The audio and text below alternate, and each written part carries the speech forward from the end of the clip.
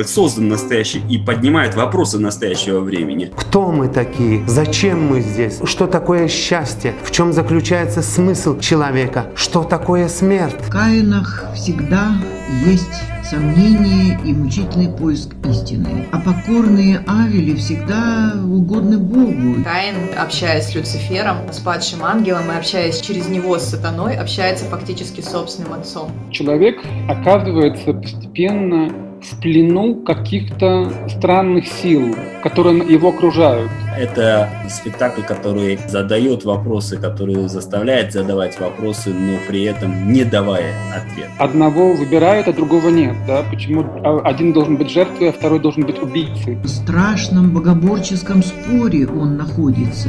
И к чему приводит человека этот спор?